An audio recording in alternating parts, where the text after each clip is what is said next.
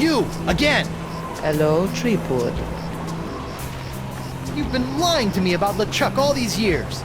My ways are my own, Guybrush, but rest assured I have never lied to you. You're lying right now!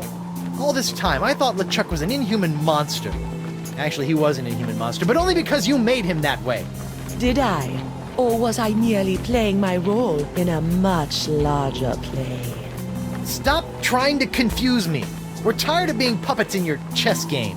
This is no game, Threepwood. About this feast for the senses? What would you like to know? The first course in the feast for the senses. The napkin. What's up with that? The table must be set with an eye-catching napkin to entice the sponge's hunger. All right, enough about the feast for now. I met Coronado de Cava. My beloved. How was he? Mad. Bipolar. Life ruined. Just another pawn sacrificed in your theater of the damned. I never meant to cause him harm. Sure you did. Have you seen Elaine? Of course, even if you have, I won't believe you. So whether I have or have not does not matter. Well, if you do, tell LeChuck and then have him tell me. So, when I was with De Cava, you might have felt something strange happen. Ah, you are no doubt alluding to your brief possession of my physical form. Ha! How did it feel to be the Manipulate Ted instead of the Manipulator for once? It was curiously liberating. You're weird. Now, try not to get executed before I cure Elaine. As you wish. LeChuck! Guybrush! I would have bet my good hand I'd never say this, but thank you For what? I've caused you nothing but despair. for taking the fall back there, and for exposing the Voodoo Lady. I don't know what to make of any of it, but now I can focus on saving Elaine and dealing with the pox. It is the very least I could do. But be careful, Guybrush. I'm always careful. This from the guy who proposed to his wife with a cursed engagement ring you stole from my hold? Is that a dig? Is the evil demon pirate LeChuck developing a sense of humor? This is weird. Where have you been? I thought you were with Elaine. Well, after leaving Spinner Cay, Elaine and I set out to finish releasing all those monkeys I'd captured.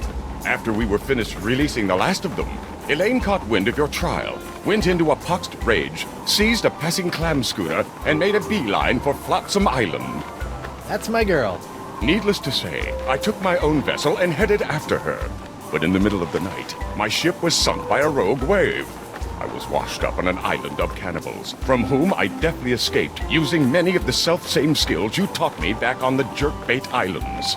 You know, it's amazing how easily man-eating tribes can be reasoned with. Knowing I needed to get here more than ever, I lashed together a few bits of cannibal leftovers and warthog sinew to build a makeshift raft. Unfortunately, that was soon eaten by the sharks. Oh no! So I swam. I swam as fast as I could for 3 days. And arrived just in time to save me from the gallows. Nicely done, buddy. I can't believe the Voodoo Lady has been pulling your ghostly / demonic strings all these years. It came as a shock to me as well. But her diary spells it all out. You, me, Elaine, we're all part of the Voodoo Lady's malevolent plans. Malevolence is in the eye of the beholder, Guybrush Threepwood. I know this is difficult to understand, but things are not as they seem. No, things seem remarkably convoluted, which is what I've come to expect from you. I've always had your best interests at heart. Well, what about my interests? Without your meddling, I could have lived a normal, happy pirate's life. Ha! The destiny of LeChuck has never been normal.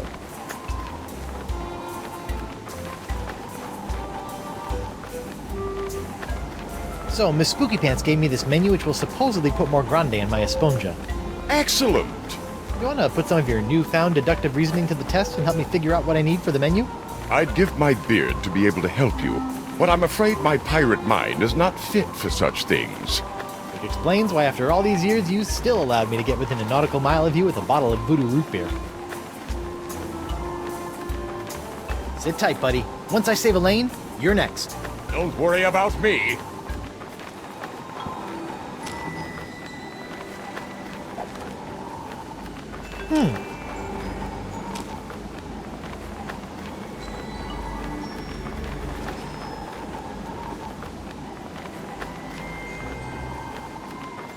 I better fold this up before I put it in my pocket.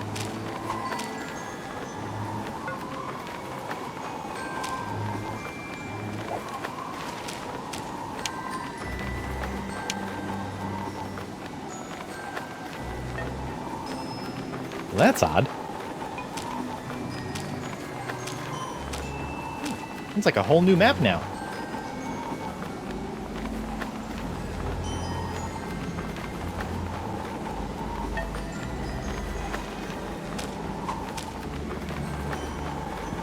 Hey, you! Again! Hello, Threepwood.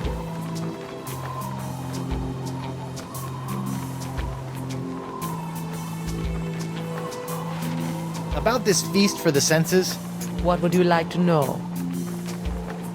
tell me about the napkin again. The feast must begin with a cloth of such stunning visual stimulation that the sponge will have no choice but to dine. Alright.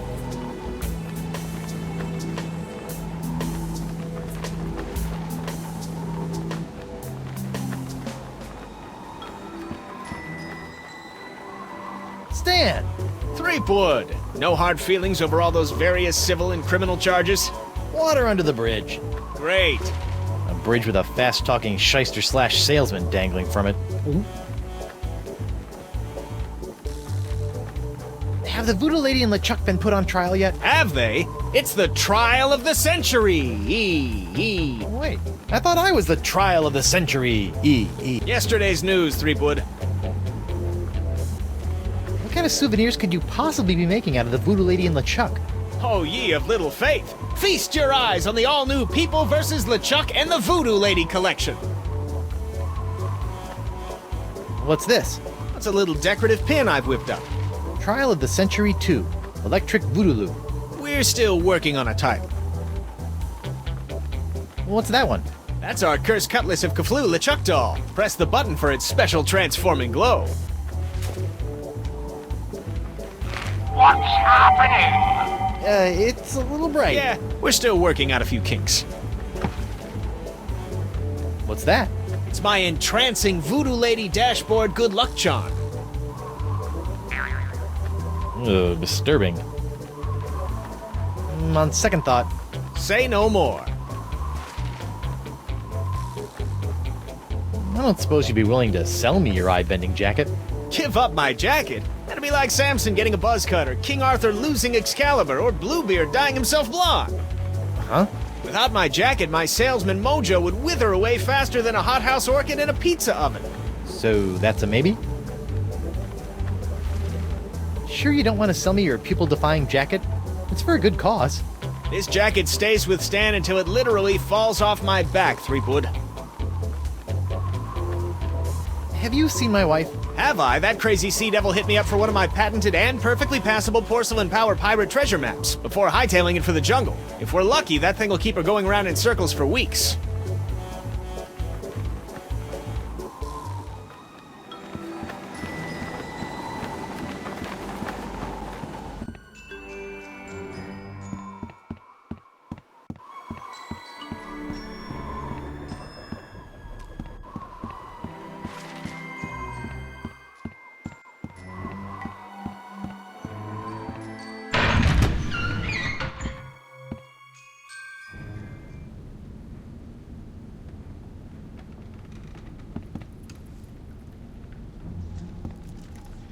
What the?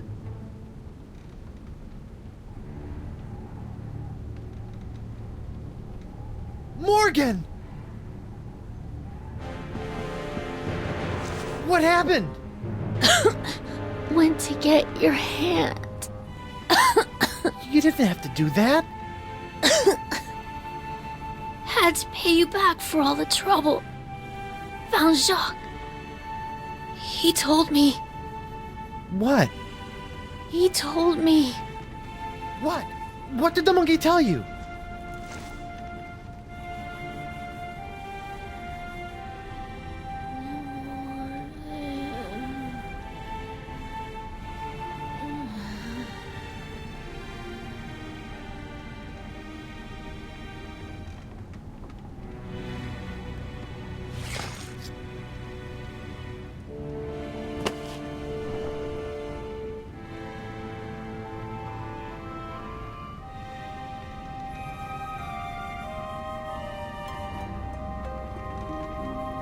De Singe.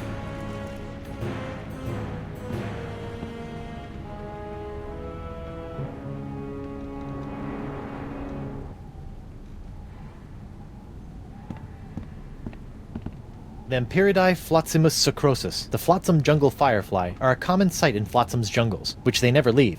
Although possessing no natural enemies, the Flotsimus sucrosus has a notorious sweet tooth, drawing it inexorably to bodies of sugar water. Lepidoptera Flotsimus accelerus. Like many of its more common cousins, the sharp-toothed Flotsam Island moth has a penchant for noshing on articles of clothing. Where Flotsimus accelerus differs is in the pain of its bites, which can be quite annoying, and the rapidity of its meals. A swarm of flotsam moths can strip a man down to his undergarments in mere seconds, assuming the notoriously finicky moths approve of his wardrobe, of course. It looks like de Singe is using my hand to make something called the Jus de Vie. The Vacalian wind control device? What is that creep doing with it now?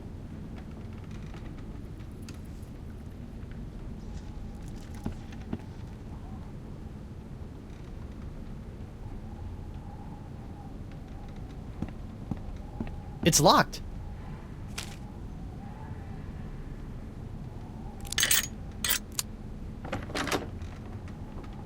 Oh no. This is where the Marquis keeps all the severed limbs of the pirates he's operated on. Hey, you never know when a sack of severed legs is gonna come in handy. Or footy, as the case may be. Sorry.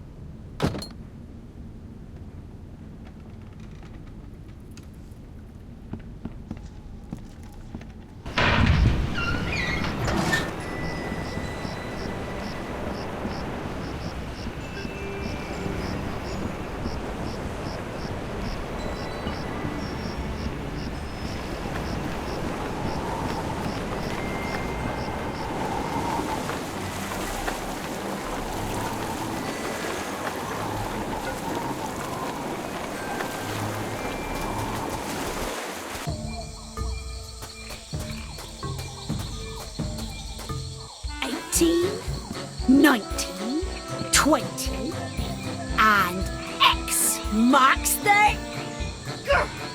When I get me hands on that plaid-coated scallywag, I'm gonna rip off his waving arms and beat him to a briny pulp with them. What are you looking at? The secret to eternal life.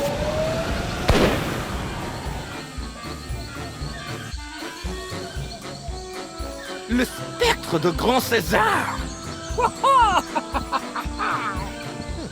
Doesn't look like Elaine's in any immediate danger. Hopefully she won't commit any unforgivable atrocities before I finish enlarging my pox-curing sponge.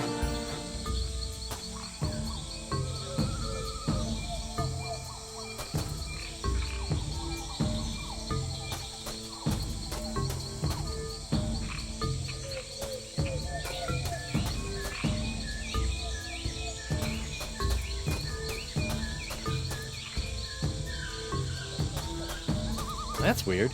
This whole idol is under one of Crimp Digit's unbreakable glass bottles.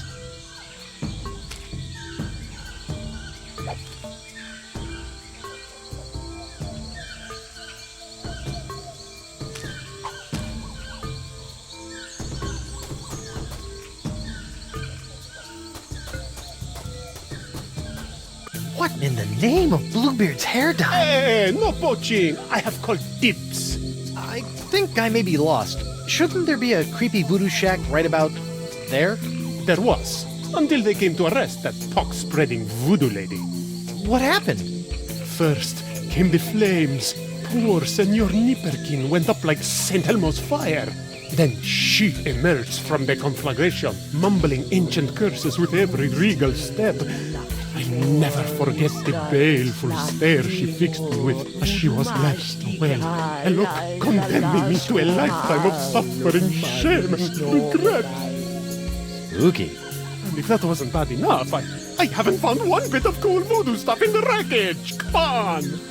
Mob justice can be so unfair.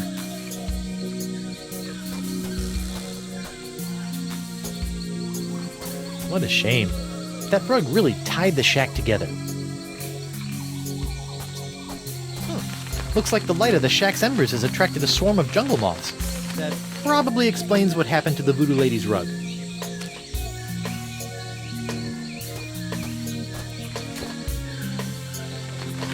Whoa! Uh-oh. Looks like these finicky moths won't eat a jacket that's encrusted with bacon grease, fish water, and manatee guts. Lucky me.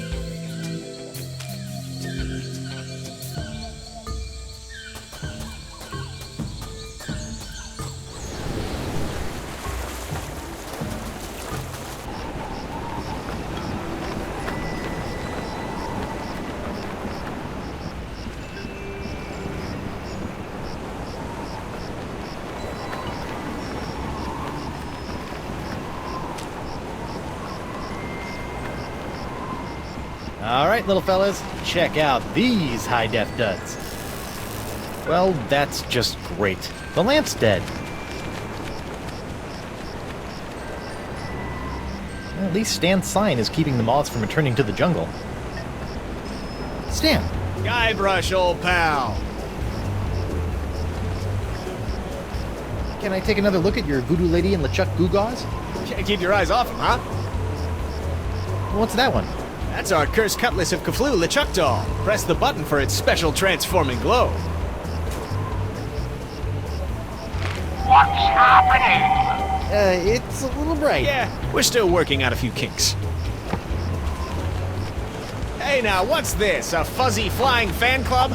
Ah! Hey, knock it off, you nutty nibblers! That hurts! Sweet, fancy, Moses!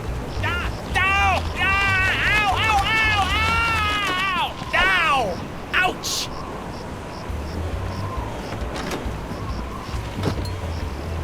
Well, that was one heck of an experience, eh, Threepwood? It's a good thing old Stan always keeps a few spare jackets in the back office, or I'd be defending my clients in the Altogether. Say, that's not a bad idea. Stan S. Stanman, naked attorney at law. You've got nothing to hide, and neither does he. No time to chat, Threepwood. I've got business cards to print. Sweet.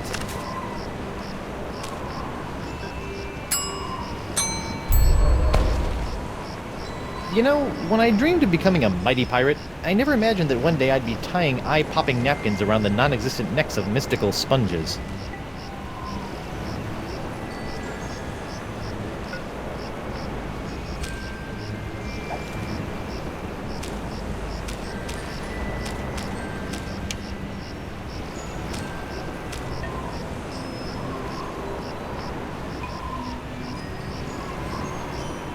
I better fold this up before I put it in my pocket. Hey, you! Again! Hello, Threepwood. About this feast for the senses? What would you like to know? The antipasta? Explain.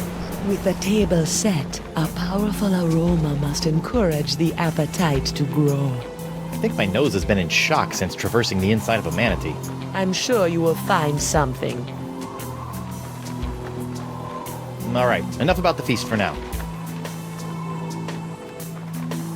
Your hut is nothing more than a smoldering pile of rubble. Yes, a destruction of my own doing. But you had so much neat stuff. The chest of foreshadowing, your creepy rug, all those skulls, and that mysterious machine in the corner that didn't do anything. The objects of utmost importance were taken care of, stored away in a safe place. Where? You have the knowledge of its whereabouts with you right now. You must know how, not where, to look. Couldn't you just tell me directly? I would, but the walls have ears. Eyes. They have eyes.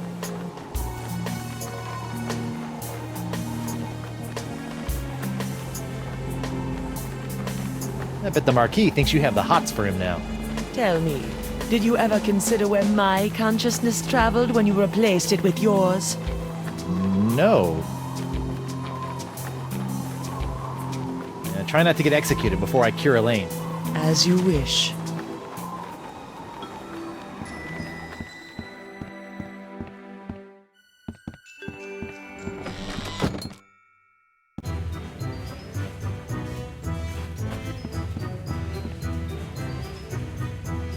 If Hemlock's telling the truth about this critter, it's got a stench that could peel the barnacles off my rudder.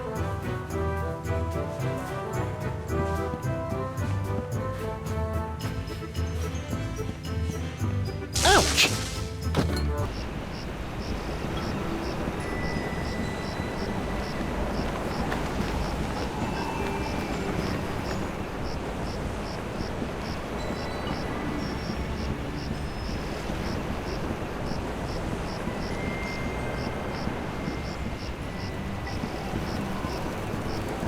Hi there, Double Peg.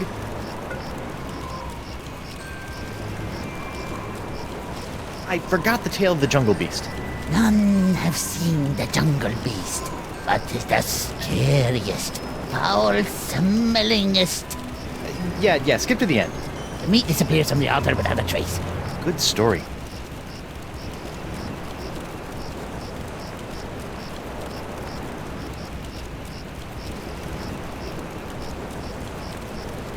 See ya.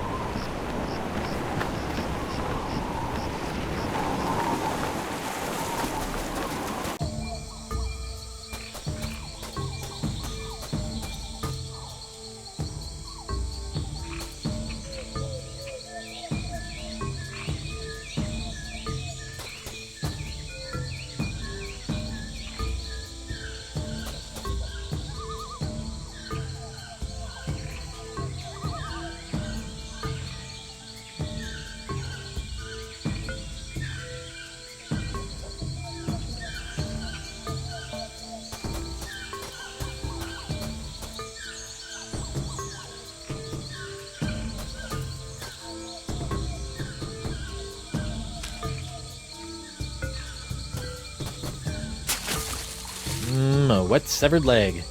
Guess that's one item off my Christmas list.